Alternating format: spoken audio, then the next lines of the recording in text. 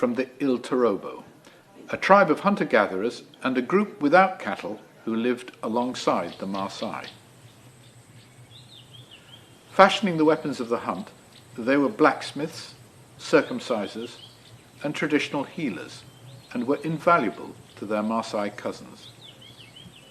Letilet's mother is a Maasai, but he learned all the skills of a hunter from his father.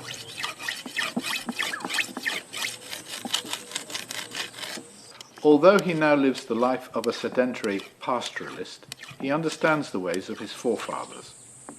He knows how to keep his weapons sharp and how to flinch the skin from a carcass using small flakes of obsidian stone.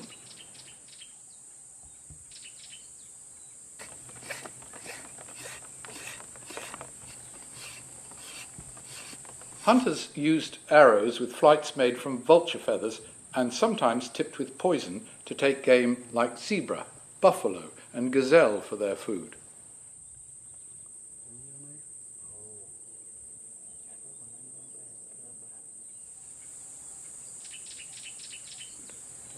To show off their prowess, they would also have hunted lion.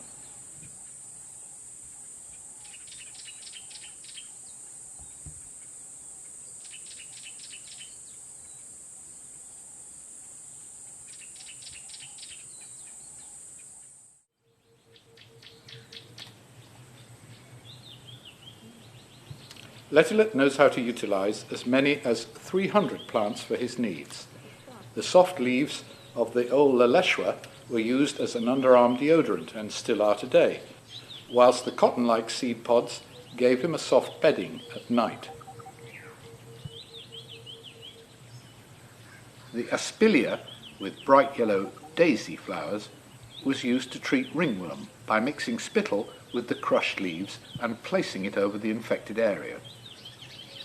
The orange berries of the elseki, or sandpaper tree, were a symbol of peace. The branches were laid down to settle disputes.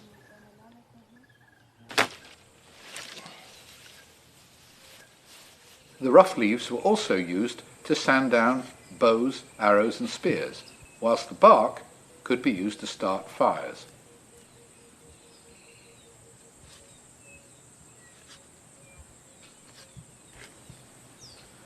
Rapid turning of a harder wood in the soft elseki base creates the heat to start his fire.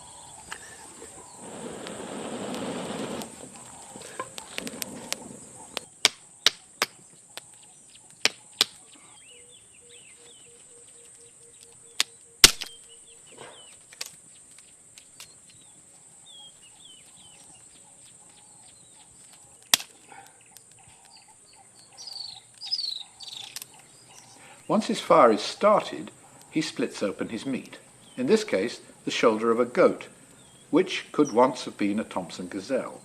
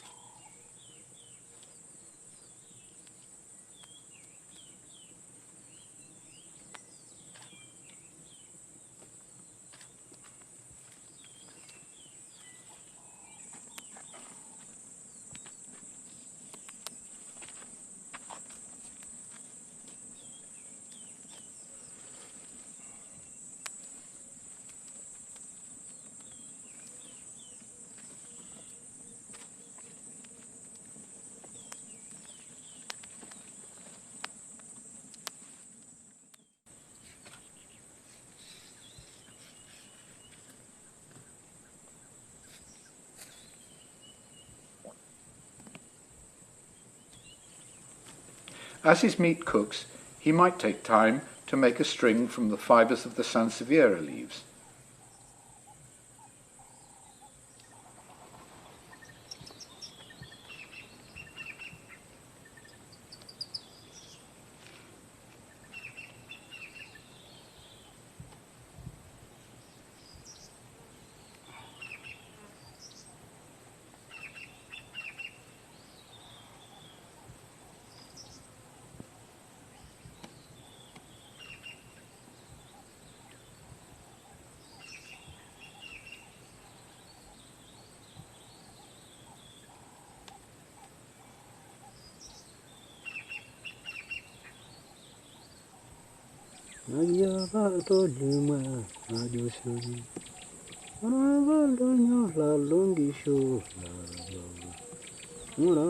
The strands are drawn together and rolled to form the string.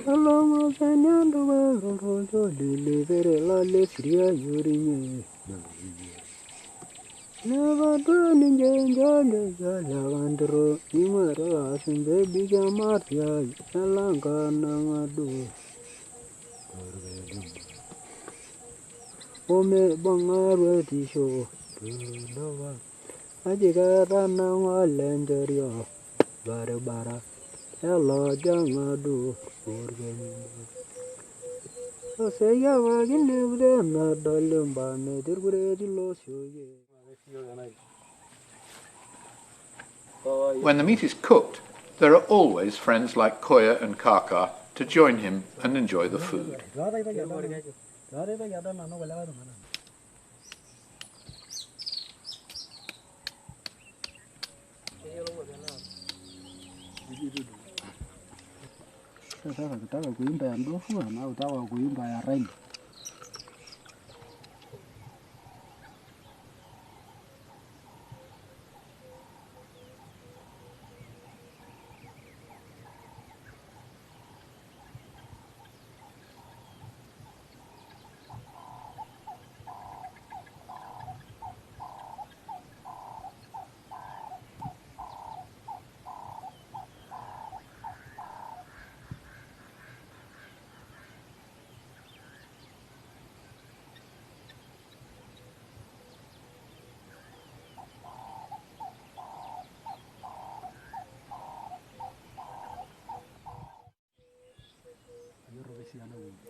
Drink has an important place in daily and ceremonial life.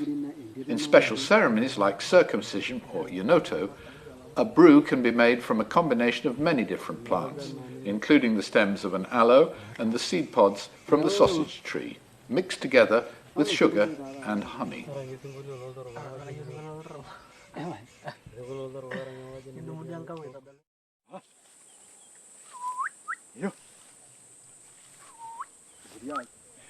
Letilis and his friend collect honey by enlisting the help of a special bird called the honey guide. First, they summon the bird by mimicking its call.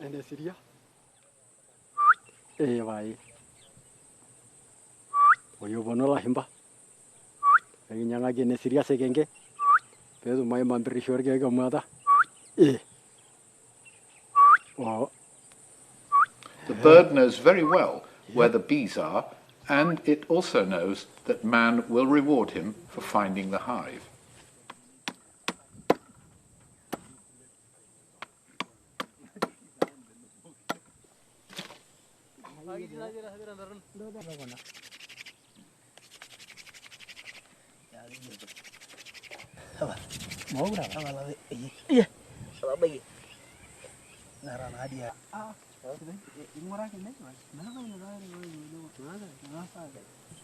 On this occasion, the hive is in a hollow tree.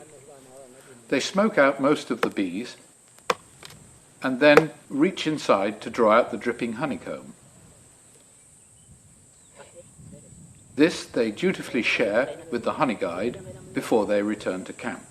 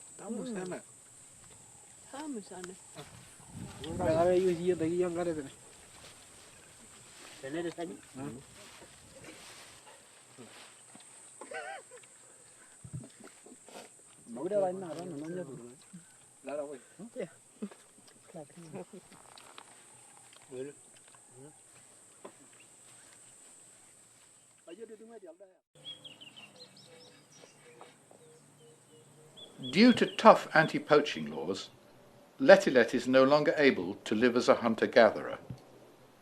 He now lives the life of his Maasai cousins.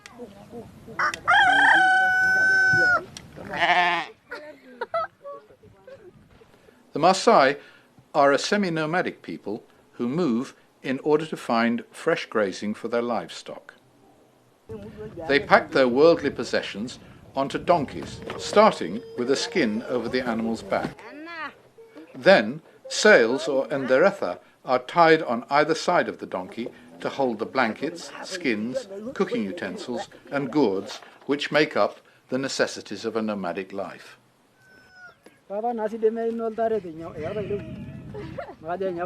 These are secured with string made from wild sisal and strips of leather from young buffalo or eland hide.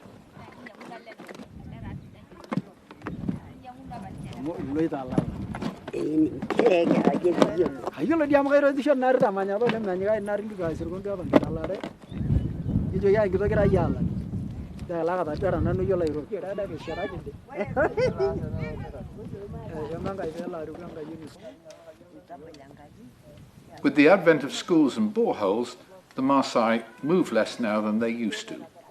New laws on land tenure have also affected their ability to move at will in the old way.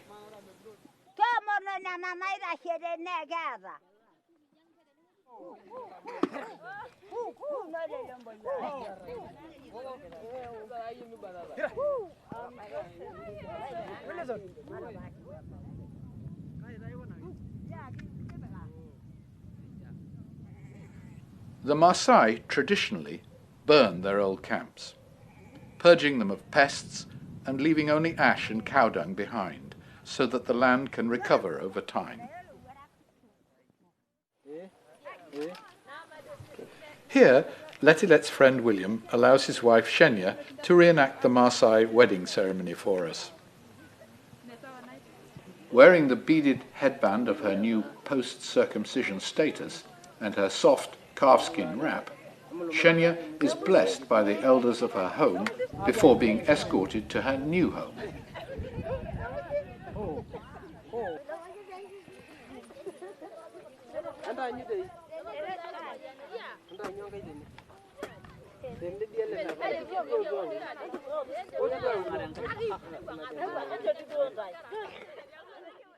She is taunted and teased by the girls in the village, but with each taunt and refusal of food and drink, she earns herself a new head of cattle as a reward.